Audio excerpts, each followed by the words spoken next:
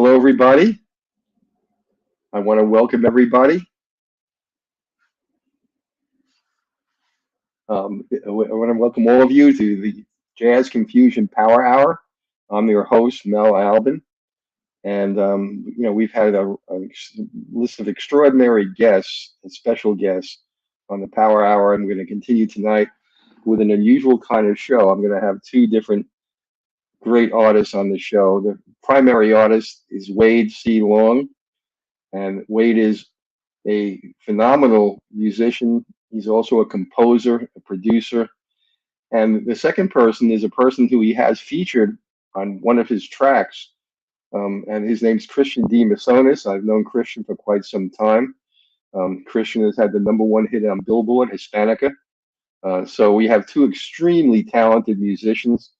And, without taking up any more time, let me bring Wade on and say hello, and then we'll bring Christian on very shortly. Wade, how are you? I'm doing great, Mel. How about yourself? I'm doing fine. It's a pleasure having you on the show tonight. You Honor is mine. The honor is all mine. Thank you for having me.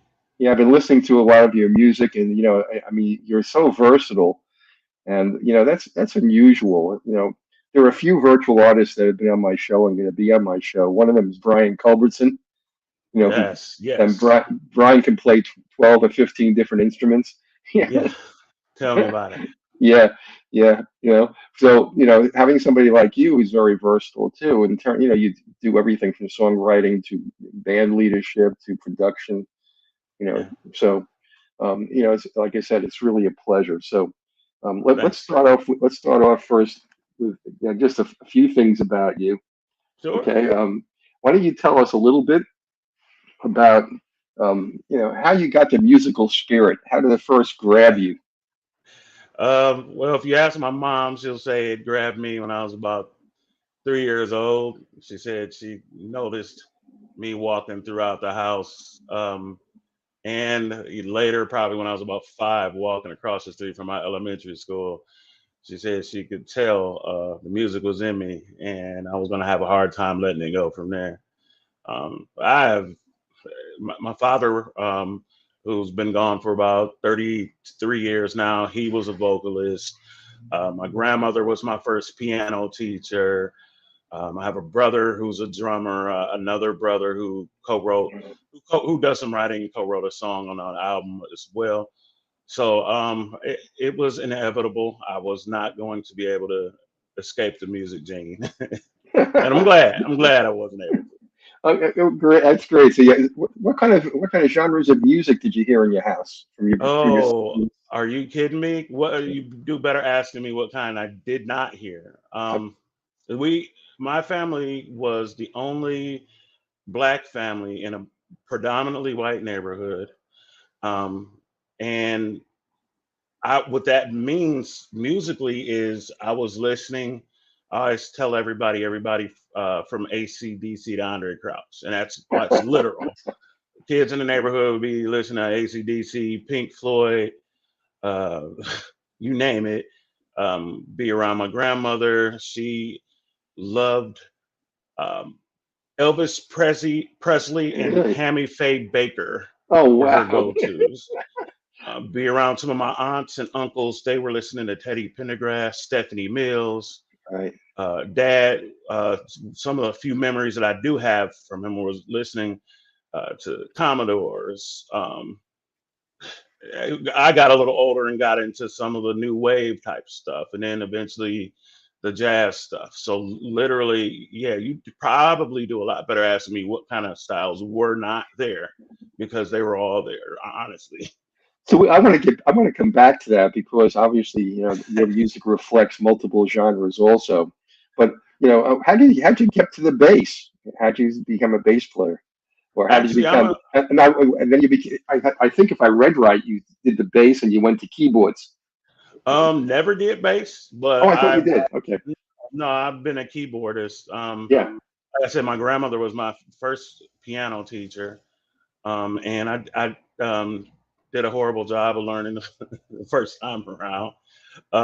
Took lessons again a couple of years later, and kind of forgot a lot of what I learned when I got in my teens. I began to do a lot of self-teaching and just learning by ear, Right. and kind of adding a quick story. I had an amazing high school music teacher by the name of Mr. C. They were going to give us an elective of music theory. Only 4 kids signed up. Mr. C said, if you want to learn that bad, I will take my planning period and teach you music theory this whole semester. And he did just that. That's what teachers used to do. Yep. Yeah. And it's so distressing to see music being taken out of schools and not, Terrible. there's so much it does for the brain, I feel like, and in development. And there's even studies out there, I'm sure, that show stress relief, and it Sure. just does so much that removing it. I mean, we could probably, not that I'm pushing for this, we could probably do a whole episode of your show about music in school and how important it is. Oh, sure. Um, it's You know, it's what's it's the two so things? important, and it's sad that Yeah. it's not there anymore for a lot of places. Yeah, I think you hit it on the head. You're talking about stress relief. What's the two things that kids need most? Music and gym. And they cut gym Yeah, programs out too. So, both were just stress relievers, yeah, and exactly. then we wonder Exactly. why there's issues. So Did you not that have a that's the p only thing, but Yeah, did you have a that may piano in your be. house or keyboards? We did not have a lot coming up, which made things really challenging. But I always had, there were always little blessings along the way. Like my grandmother, there was one obviously at her house as she was teaching.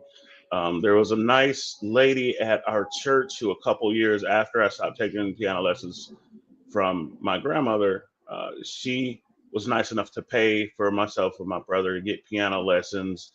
And our music teacher then, he pretty much left his piano room open to us, said we could drop by and practice whenever we wanted to. So even though I didn't really have instruments in the home, there was always instruments somewhere, until I got older and started buying them for myself and everything. So when did you know that this is going to be your calling, that you're going to be a musician? Um, it's funny that you asked me that, because I think I've tried to quit several times along the way, Yeah, uh, just especially as an independent artist, and taking nothing away from artists who are not independent. It's just there's a lot of challenges that go along with this, and so you end up weighing the pros and cons a lot, and asking yourself if this is something that you want to continue. And so I used to tell people, um, which was probably true at the time years back. I used to tell people I quit at least twice a week, and I just end up restarting. yeah. It's like an addiction. It's hard to quit. Yeah, yeah, that's a really good description of it. It's Yeah, hard to let go. It really is. But it's only thing different than an addiction. It's better, like it's similar to like it is with kids, even with adults. There's so many different benefits. And there's so many sure. good things it can do for your brain, and just um, emotionally, mentally, even. It's just a really great gift that those of us who have it have been entrusted with. Definitely. What were some of your early influences on keyboards? Who did you want to emulate, or who did you look up to? Um, so George Winston, who's a new age guy, predominantly. He was somebody that around the time I started playing, I would listen to a lot. Wyndham Hill outlet back then, they had a lot of artists, and he was probably one that I tried to emulate a lot. But I also, Frederick Chopin has always been one of my favorites. Chopin. Okay.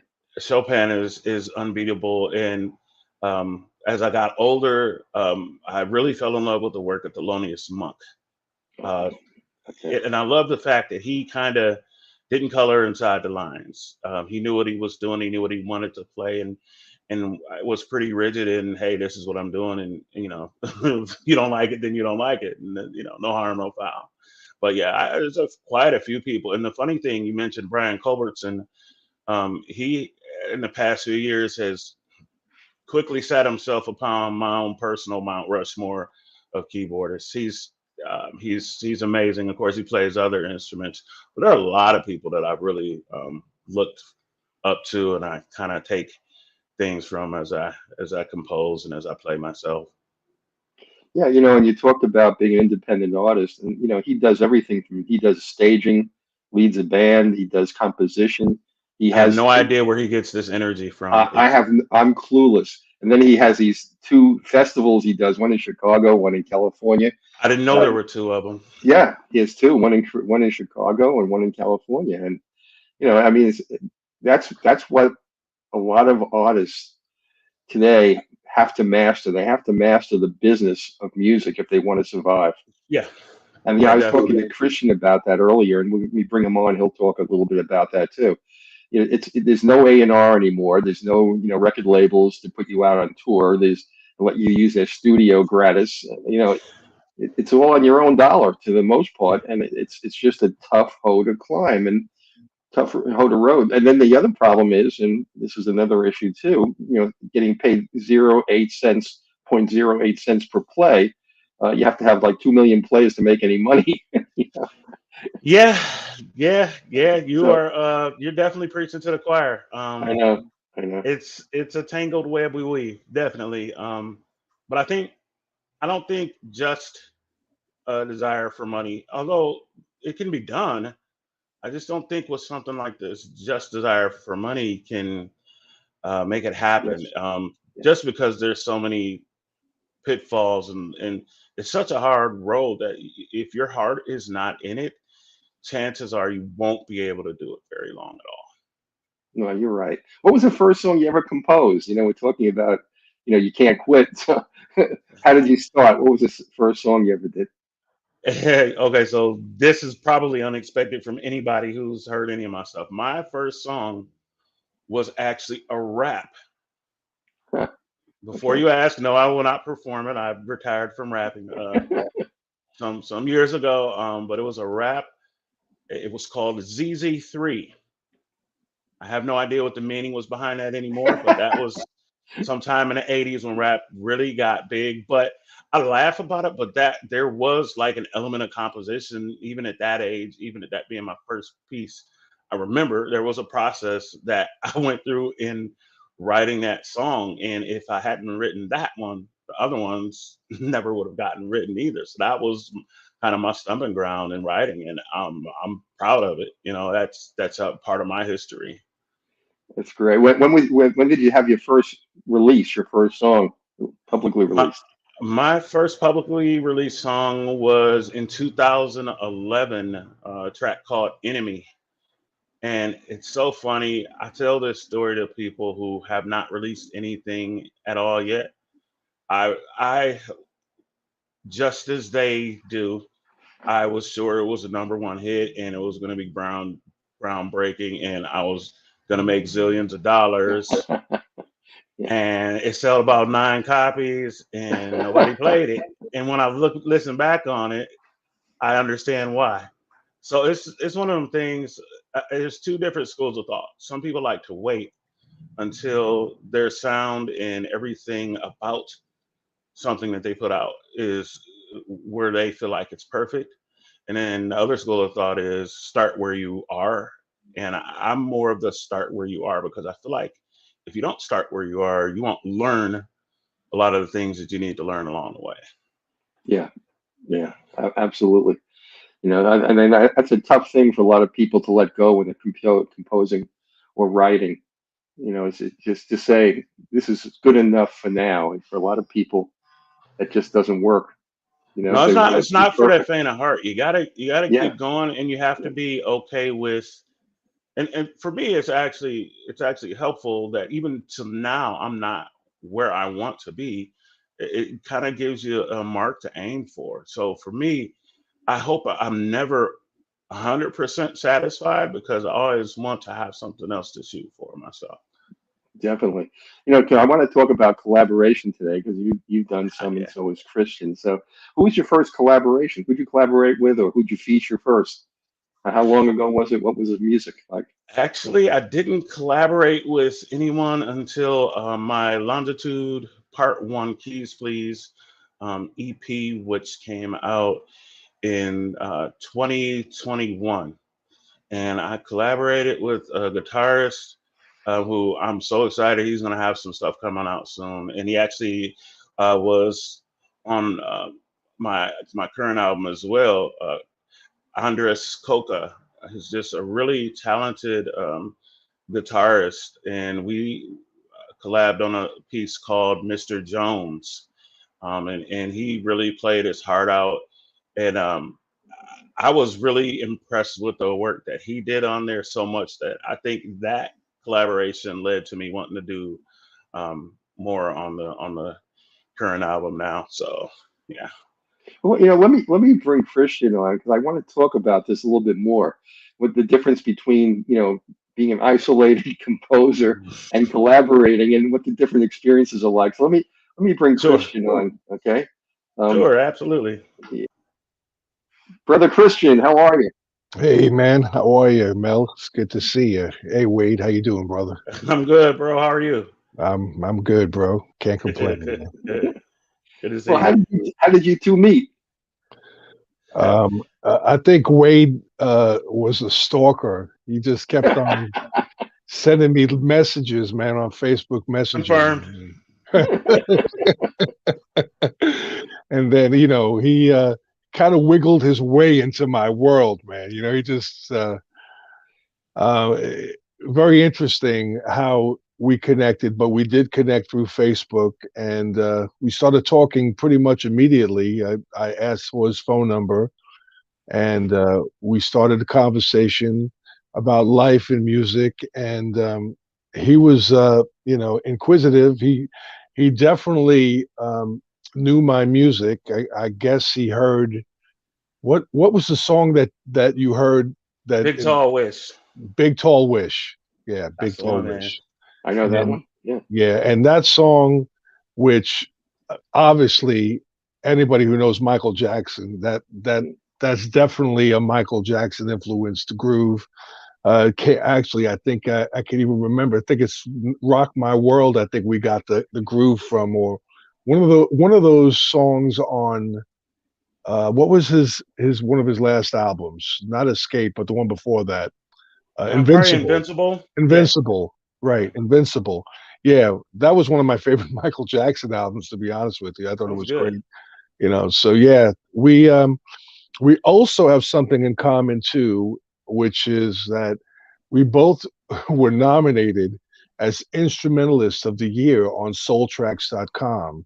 And that happened, I guess, twice for you, right, Wade? Is it twice? Well, my first one was for new artists, and then the second one was Instrumentalist. But yeah, 2 nominations.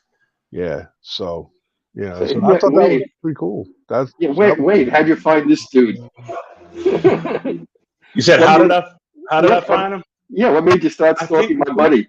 I think the stalkery began actually on I think we were both actually randomly happened to be on a chat room for a radio station. If you remember that, GSRN. Oh yeah. Yeah, and that was probably the first time like I saw his name there, and I've been a fan of his work, and I'm like, it's Christian de Mesones. That can't be Christian de Mesones. So I asked him, was that him? And he said, yeah. And I said, oh, yeah, he's in trouble. I'm not letting this guy go. He, does some music with me. And that's pretty much where it began. So you're in part, your collaboration was serendipitous. It just happened you both showed up in the same chat room. Kind of, but there was some more work behind it. Yeah, I'm just trying to get to the bottom of how these things come together, whether it's a chance meeting, whether it's purposeful, or, I think in the case of Wade and I think it was somewhat kismet in a way, because we definitely had some kind of common ground together. I really, really dug his story, and he interests me, and I was, he's a down to earth person. I relate to people that are like him. We were easily we became friends very easily, and I truly hope that we stay friends forever. You know, in this business, you know, you never know, man. You know, one minute you guys are close, the next minute you never hear from them again. Yeah, you stuck with me, buddy. Yeah, I ain't gonna lie. Good. That's good. It's good. That's great. So okay, so Wade, so been stalking my friend here, Christian, and you know, how did Trin's Jam come about? You know, why that song, and how did that happen? Yeah, so I've written Trend Jam for two of my great nieces. One is Trinity, one is Jamie. We call Trinity Trend, Jamie Jam. And I had written it, and I kind of had it sitting there, and it was missing. It was too short, first of all, and it was sometimes as a composer, I think Christian, you'll probably agree with me. Sometimes you have something that's sitting there that's nice, and then it's like it's cool, but it's missing something. And I was looking to work with Christian anyway, and so it just made sense. I was like, I wonder how a bass solo and just him taking the song and adding his interpretation of what a bass line on this song would be. And I asked him, I played it for once, and he seemed to fall in love with the track immediately. And so we were it was kind of on from there. But yeah, that was a song that I had written for my two babies, my nieces, and I just wanted it to be excellent. I wanted it to be more than how it was, and Christian definitely blew it out the water with his parts in it. So, Yeah, Christian, when you got the song from Wade, you know, what's the first thing you do besides listen to it? I think if I remember correctly, I think I heard the song during the pandemic, during the lockdown. I think, right? yep. And I just, you know, first of all, I think it's great when people reach out to me. Normally, I'm the one that's the stalker. You know, I'm the one that's going after people. So this was kind of refreshing that somebody, you know, looked into me and kind of tapped me on the shoulder for a collaboration. So when I heard the song originally, it there was something about it that was, first of all, it was different from. I just thought it was a different song. I did not think it was smooth jazz. I didn't think it was R&B. I thought it was more rock. And Wade and I are both Kiss fans, man. Yeah. So I mean, if you're a Kiss fan, man, you're a friend of mine. You know, so I related to the rock aspect of it, and then the way I thought about the bass groove, I actually was thinking about like a P-Funk, Snoop Dogg kind of like like a boom, the boom, boom, boom, boom, boom. I was thinking that like some kind of interesting line to it, and so I just showed him a couple of ideas, and I thought that the lines worked. I thought that there was already a chorus, and you know what? When somebody asks you to play with them as a bass player, man, I'm really more concerned about the pocket. I want the song to sound, good. I don't want to take away and put too much on top. But Wade was pushing me to throw the kitchen sink, and I'm like, all right, I don't know if you're gonna like this, man, but I'm gonna play a bunch of different licks, and I don't know where you want to put them. I'm gonna leave it up to. I left it up to him. I didn't take over the thing. It was his song. It was his production. I did tap him on the shoulder a couple times, say, "Hey, man, why don't you just let me produce the track, man, and I'll have the bass right here in this place and have it here in this place." But I let him do his thing, and it's definitely a different track. It's definitely interesting. I mean, it's unique, and I like it. Yeah, this is an interesting thing for me because here I have two artists, both composers, both musicians. How do you decide what the final product's going to be like? Who makes that decision within, when you do this kind of collaboration? I think with this, we both had to be satisfied with it. And we're very different. I think we have a lot of things in common, how we think about music, but also we're very, very different. We just come from two different schools of thought.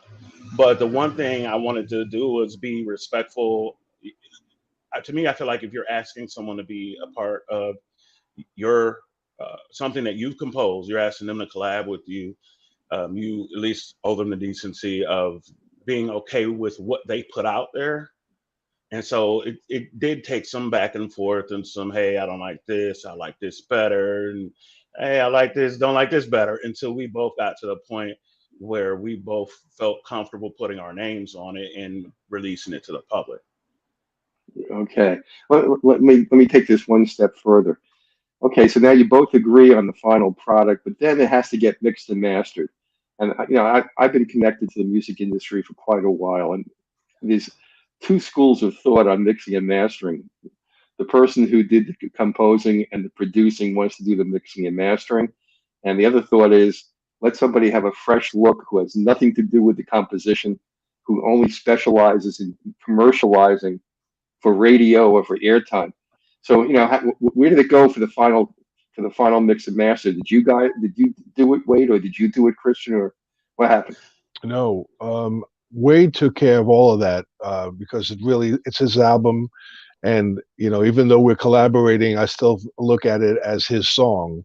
But I did learn something on the topic of mastering. I used to just depend on some of the plug-in masterings that we have now. I mean, you don't have to go and send your stuff out to Sterling Sound or any of these big production houses anymore, because you've got all of these plugins, the software where you can really do a pretty good job yourself.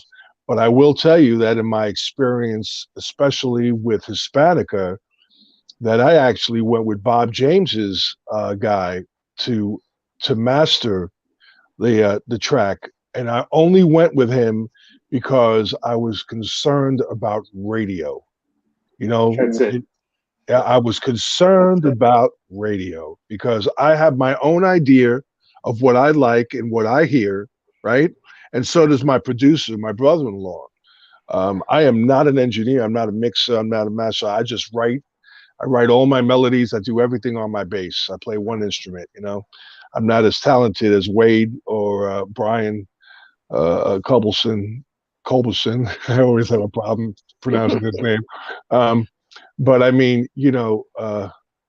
I'm fortunate that I have someone to bounce back from with my brother-in-law as my producer. It's like, and we both agree on what sounds good.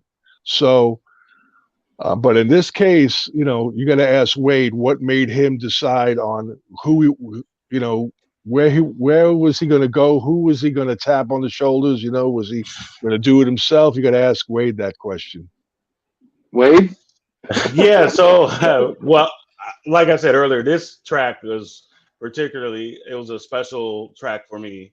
And so I wanted to make sure I was very particular about the sound. But what I will say is, even with this, I wouldn't put it out. I wanted to make sure that the final piece was Christian was okay with. So where he left the final decision up to me, I wanted to make sure that he was still cool with what he heard. So once I finished it, I still sent him and let me know before we put this out there if this is not something that you're comfortable with. And fortunately, the end result he was. So you did the final mix and mastering yourself? I did. Yeah. You guys are the pros at this, but I've been in the music industry. I've done a lot of management, and one of the things I found, and I think Christian mentioned it, airtime, radio. There are people out there that do nothing but tune to radio, and that's a whole different ball of wax than coming up with a final track or final mix and master, because their ear is tuned to how it plays on the airways. Exactly. And that's what they're listening for. So I want the audience to know, that's why I'm talking about this. These are very complex decisions. You two finding each other, it's your song. Christian did the bass lines, he did a solo. All this has to come together, and it's just not, you just don't go out and play. It's not what this is about. This is a very highly specialized skill, and producing a final cut is not a simple thing to do. So that's why I wanted to explore this with you, so our listening audience knows something about the complexity of producing even one song.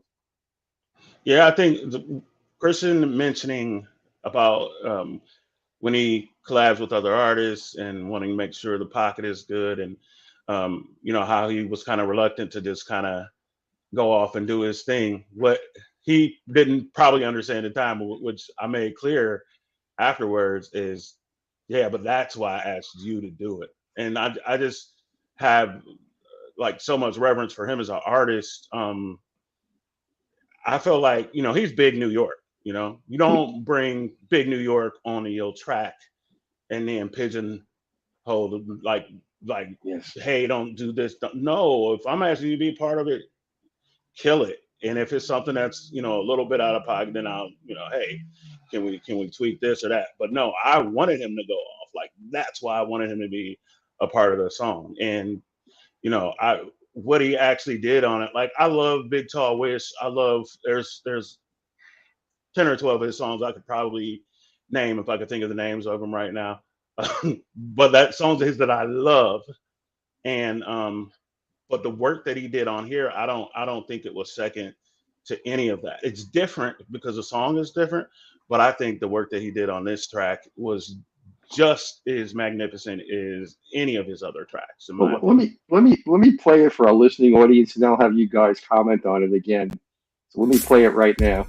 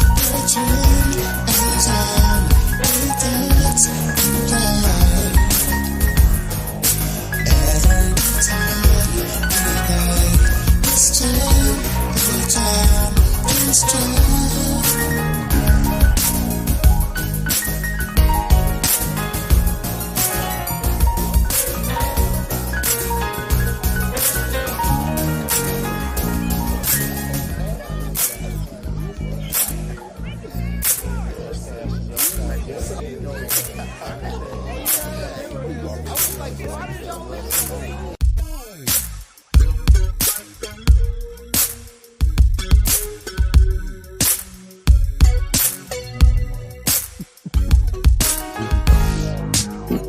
you playing the whole thing over again? I love it.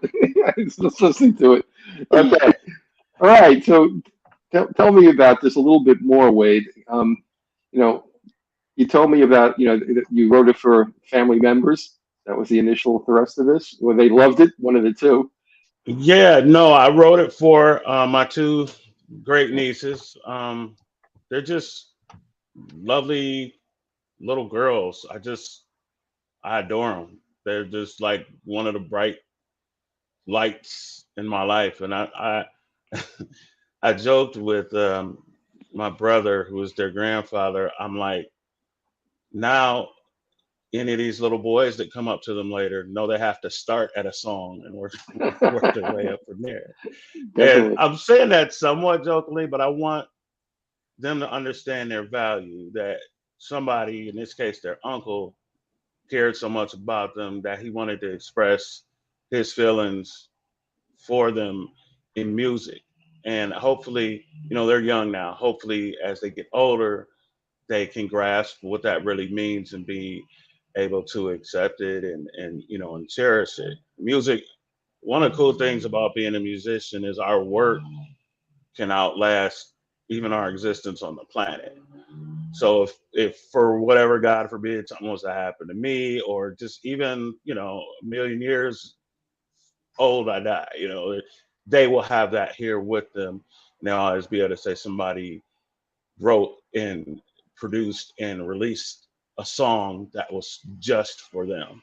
And I think there's value in that, hopefully, for them. There is. That's really a great story too. Christian, I know about Hispanic is one of my favorite tracks. I listen to it a lot. And I know you had Bob James. How did that collaboration take place? How'd you meet Bob James? That was a miracle. Definitely like magic in a bottle, kind of. I still can't believe it to this day. It really happened when my radio promoter called me up and said, "Hey, you really have a hit on your hands with this Hispanica song." And the original version had a vocalist on it, the incredible, talented Deborah Galan, but he said that radio wouldn't accept, smooth jazz radio wouldn't accept vocals, and that's a whole nother argument that we're not going to get into here now. But I didn't agree with him at first, and then I slept on it, and then I called him back up, and I said, "Okay, we're going to do it your way." And I said, give me a little time, and I'll get back with you with a finished product. So I was speaking to a radio DJ in the UK by the name of Mike Ricard, who is a great friend of mine. He's really, awesome supporter of my music. And I just joked to him, like I just made a joke and said, wouldn't it be funny if we had Bob James on this record or something like that? And he knew Bob, and he called Bob for me, and he sent the track to Bob. And I remember, I'll never forget it. I was at a party over my brother-in-law's house. About maybe 12 people were in the living room, and I had to stop the party, and I said, everybody check this out. And I just read the email from Bob. I was like, I got an email from Bob James, y'all. And they're like, what? And I said, yeah. And he said that he listened to the track, he loved it, and, he would love to play on it. So, we just went from there, man. We, got the particulars together, and it was pretty easy, to be honest with you. It was probably the easiest thing I've ever done musically in my life. The song was already finished. It was already produced. And I already had the chart for him, and I had the melody for him. So he, did his thing on the solo. And as a matter of fact, the version that of, Mel, you don't know the full length version. No. The full length version, which is over 5 minutes, has him playing, an incredible outro solo. Really great. Really bouncing off the flute at the end of the song. And and that's going to be on my album You Only Live Twice, which I'm still working on, and I can't tell you when it's coming out. I'm going to do some songs from the album in my upcoming show at the Birchmere in Alexandria, Virginia, and I hope, Mel, that you can be there. I'm going to make sure that you can show up for that show since you live in the DMV area, you know. Love to. Hey, if you want me to play the long version, let me know. I'll put it in the rotation. I'll play it if you want me to stop playing it. It's not. I'm not going to release it until the album comes out. Yeah, I mean, because people know the radio edit, and at least when you get the album, you'll hear something fresh. It'll be different. It'll have a longer intro, a longer bridge, longer solo, longer outro. So it'll be great. Sounds good. Cool. I'm looking forward to that. Wonderful. Yeah. Thank you. Wade, let me go back to one of your other songs that you have that you talk about a collaboration, and there was Hil St. You collaborated with them, and that's on a track that you did that's called "Celebrate You." So let me play that, and then let's talk about that one. Yeah, absolutely. Okay. Yeah, I really I'm enjoying hearing about this part of the business. I want to celebrate you. I want to take some time. Want to elevate you just because you're mine. 'Cause it's my pleasure to show you my love. Let you know you're the one I'm thinking of, my baby. I want to be a hero, be a champion. Your lover, your friend, I'll be your number one. You're the one I treasure, who my heart adores. And I'm so proud to be the one that you call yours. Can you believe it, that we made it this far?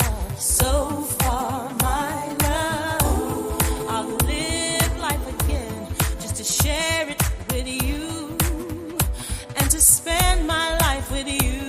Celebrate you. Take you some time. Celebrate you. 'Cause you're mine. I will celebrate you. Wine and dine. Celebrate you. End of time. I wanna coronate you, 'cause you're my queen, the most beautiful woman a man has ever seen. I want to take a vow to not just love you now, but to have you and hold you as long as you allow. Now can you believe it, that we made it this far, so far, my love. I'll sail the widest seas just to be with you and to share my life with you, babe. Celebrate you. Take some time. Celebrate you. 'Cause you're mine. Celebrate you. Wine and dine. I wanna celebrate you. End of time. Just wanna celebrate you. Just wanna celebrate you. My love. Just wanna celebrate you, my love. Just wanna celebrate you. Celebrate you. Just wanna celebrate you. My love. Just wanna celebrate you, my love. Now can you believe it, that we've made it this far, so far, my love. I'll do it all again just to be with you and to share my love with you. Celebrate you. Celebrate you. Some time. Celebrate you. 'Cause you're mine. Celebrate you. Wine and dine. We gotta Celebrate you.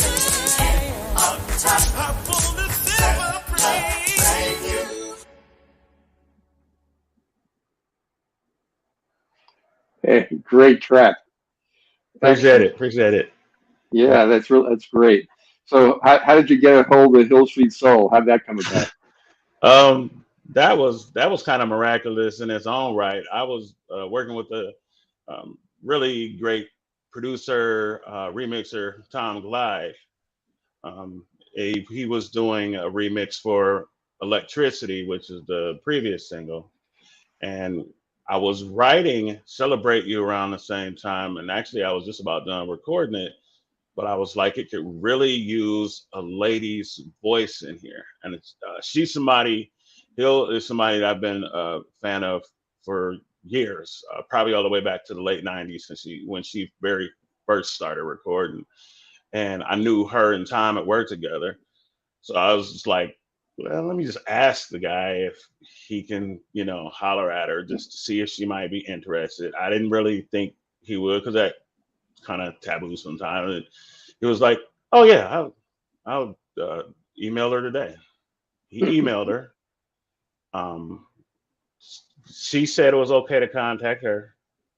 I emailed her back and didn't hear back. So I was like, okay, maybe she's not interested or, busy or whatever. And pretty much just around the time I given up, I got an email from her. She asked a couple of questions. I responded. And then she hit me back and said, I'm in. So I thought it was such a long shot even asking her. Similarly, as when I asked this wonderful young man to be a part of my project as well. I thought both of those were long shots, to be honest. But I don't know. I'm the kind of person, I just rather ask and let the person decide for themselves. And in both cases, they were gracious enough to say, yeah. And similarly to Christian, she just did some really phenomenal work on it. She said she loved the track but because it was different from anything that she's done. She loved the song, period, but she was particularly drawn to it because it was different from anything else that she's done. And but again, like her work, I feel like was second to none to any of her other stuff that she has. She has a wonderful album out now, but I feel like this song is and her work she did on it is right up there with everything else that she does. So. Can I say something, Mel? Sure. Yeah, sure. To me, it's really, really interesting on what a contrast those two songs are. The one that I'm on with Wade, and then this Hil St soul song, with Wade. It's like that song really brings me back to like 1996, 97. I mean, like, I remember, I was working in the record stores at the time, and the stores that we had at that time were only playing R&B and soul music. And so I, at the time, during that time, I was immersed with like all different artists, like from LSG, Silk, Adina, even Adina Howard. I remember when Adina Howard came out. That I always associate Adina Howard with when I got into the business because that album came out around the same time. But Wade's influences and his voice, man, it's like I really, really like his style. I just like his vision. And I think that song is so great. I mean, I actually like that song better than the song that we did, but hey, that's another story, man. That's Wow. Story. I appreciate that, man. Really do. Wade, the fact that you got, Hil St Soul and you got Christian, obviously, there's something about the way you compose that really resonates with other artists, and the diversity and style between those two. I think Christian's really onto something. They're not repetitive. I mean, they're just unique to themselves, and I think that's why you're going to attract other featured artists and collaborators, because you have this great breadth and diversity about your musical composition. So, again, I think Christian hit it right on the head, and I'm just really appreciative that I was able to have you both on the show tonight.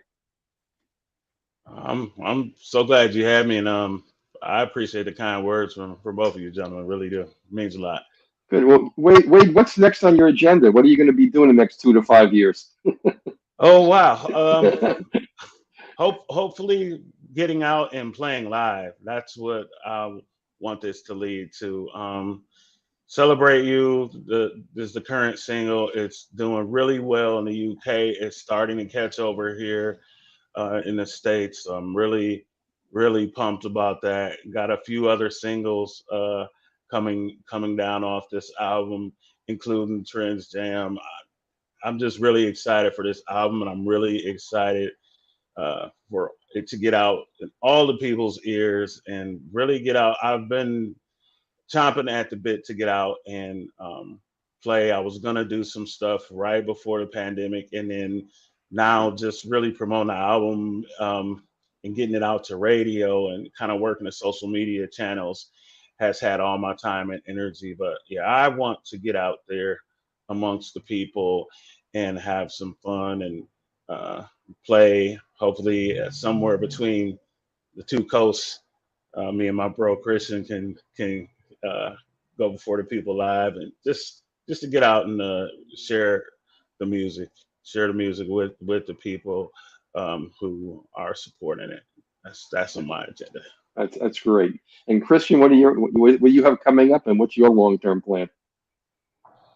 Well, long term, I don't think of long term anymore. I take it day by day. I do know that this is going to be a different experience for me this year because I'm retiring from a job that I worked for about 18 years in the school system. And it's a job that I can still do, but I don't want to do. I want to be like my heroes. In other words, I want to just be immersed with music full time. So that's still my dream and still my goal.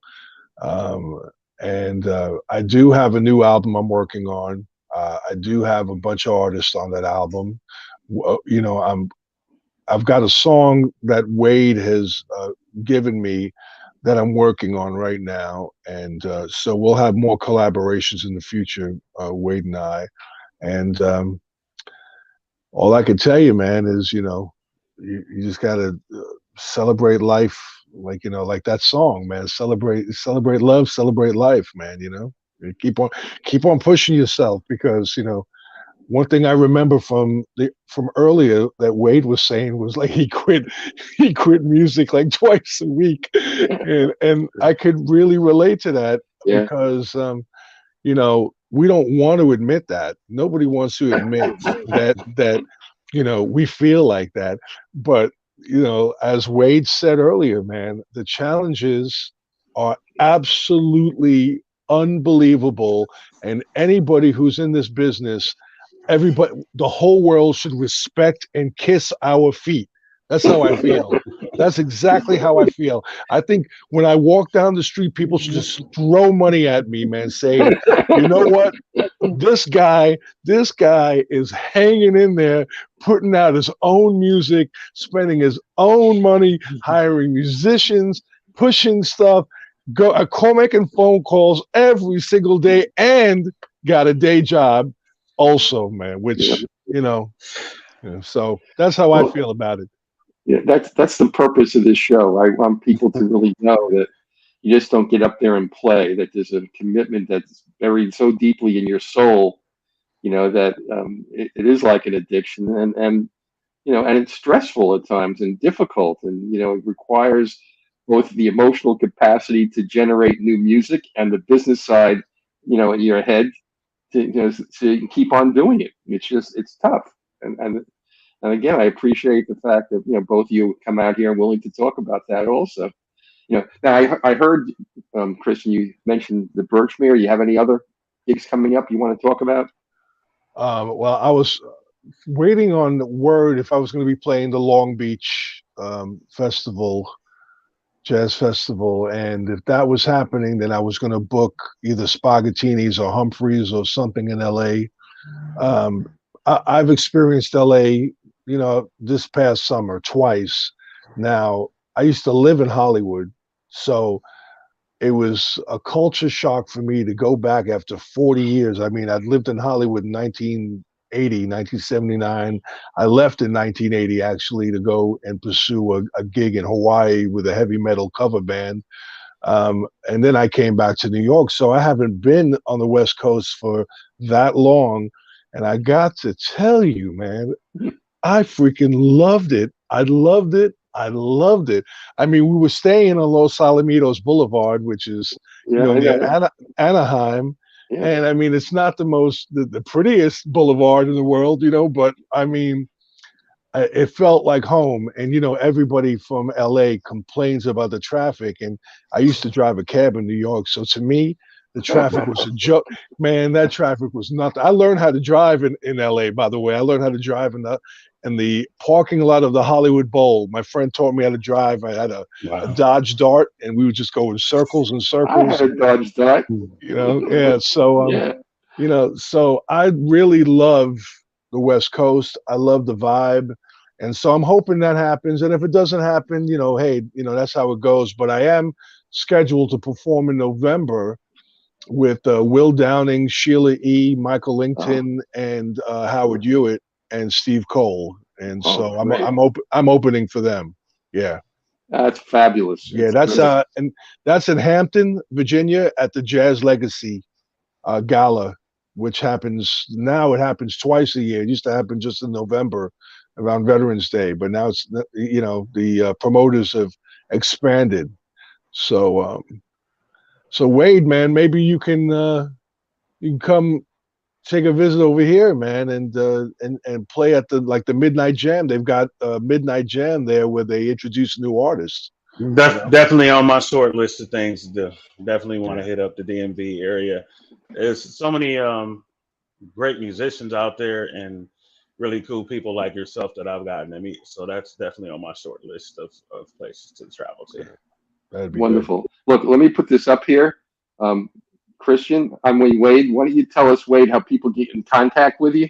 If they want to book you or they want to come listen to you, what do they do? Yeah, absolutely. So website is wadeclongmusic.com. You can find pretty much all things concerning Wade C. Long on there. The socials at Wade C. Long, Facebook, Instagram, TikTok, and then on YouTube, you got Wade C. Long Music. So I always tell people, it's like myself and one other Wade C. Long out there. I'm the only Wade C. Long that I know of in the U.S. that is still alive. So if you ever Google Wade C. Long, it's probably me who you're looking at. Terrific. Okay, Christian, why don't you tell everybody how they can get in contact with you? I'm on all social media. I'm on Facebook. I'm on YouTube, SoundCloud, Instagram, Twitter. I will tell you, I'm on LinkedIn too. But Bands in Town, that is an app that I'm having difficulty with. I think I only have like 47 followers or less. And I really need to up my game with that Bands in Town. So if anybody knows how to help me with that, I mean, I reached out to them and, they replied, but anyway, you can find me on my website, easy to remember, bignybassworld.com or bignybass.com. I'm not going to make it hard for you for people to type in Christian de Mesones.com. You know what I mean? So I made it very easy. Big New York bass.com. And you can get a hold of me through there. You can get a hold of me on Facebook. I'm very receptive to people who reach out to me on all those platforms. He responds on Facebook. I can confirm that. Yes. Okay. Either one of you have management you want to mention? I am managed by Fritz Germain, who is a manager here in the DMV area. He's a good friend of mine and supporter, and I also am represented by a booking agency out of Atlanta called Kenneth Carroll Agency, and you can look them up. They're actually on my website if you need to inquire about booking, or you can, just ask me to, and I'll let you know, whatever you're looking for, Terrific. Wade, how about you? You got anything? I am technically still self-managed, which is another thing Christian was saying you can put on that list of things that we do. But I do want to give a big shout out to my promoter, Mr. Myron Ruffin, who's just been working his tail off, getting this album out and getting it out to radio, and connecting with fine people like yourself. So appreciate all of your hard work, Myron. Thank you so much. Wonderful. Okay. Well, look, again, it's been a real pleasure having both of you on, and I wish both of you the best of luck. And, I'd like to have you come back again sometime, both collectively or individually. My pleasure. Anytime. Just call. I'll be happy to join you. Appreciate coming. Wonderful. Have a great evening, and thanks again. Thank you. Thank you. Thank you. Bye-bye. Bye-bye. All right. Yeah. How'd you like it? It was fine. Yeah, cool. It says you're in the show. Everyone can see and hear you. So I don't know if we're still being broadcast. It says live. So I guess I will exit. We'll talk on another medium. Yes, we'll talk on another